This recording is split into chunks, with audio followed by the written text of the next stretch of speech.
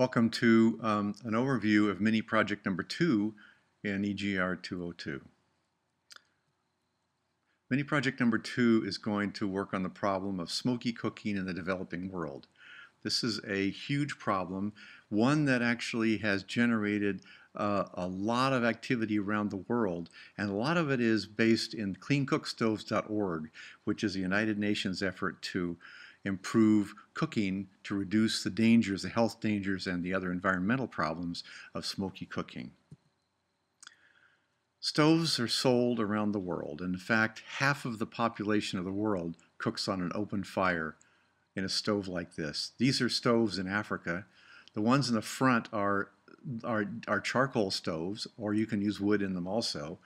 They have an opening at the top where you can set a pot, and then you stuff wood or charcoal in the bottom and you light it, and that cooks your food. And that's typically the way that cooking is done in the developing world.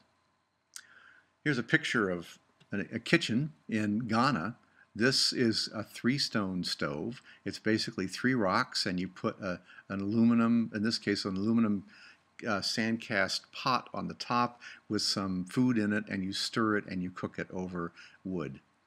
Use 3 stones because it holds the pot better. 4 stones would cause a tipping pot, where 3 stones holds it securely.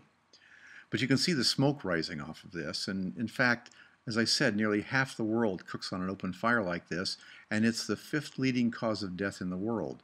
That's 2 million people a year die from the effects of smoky cooking, mostly from respiratory infections that have been building up over years and years. And a lot of them are babies. It's one of the top causes of childhood death in the world because the mom holds the baby while she cooks, and she has the baby wrapped around her in a cloth or in some other holder, and so the baby's always breathing the smoke and gets respiratory infection and dies. It's a very sad situation. Smoky cooking is also a significant cause of global warming. You can imagine 3 billion or 2 billion cooking fires, or a billion cooking fires a day in the world. That's a lot of smoke, especially if they're smoky stoves. It's also a major reason for deforestation. These stoves are not efficient at all. They use lots of wood for a small amount of heat, just like a campfire you'd use. There's no control over the heat. The heat's not directed anywhere. It just goes all directions, and some of it actually reaches the pot. So because of this, it's a major cause of using way too much wood for cooking. We have some resources online, and you can look on Blackboard. We have some of these online, but I think cleancookstoves.org, I don't know if it's online. You might want to write that one down.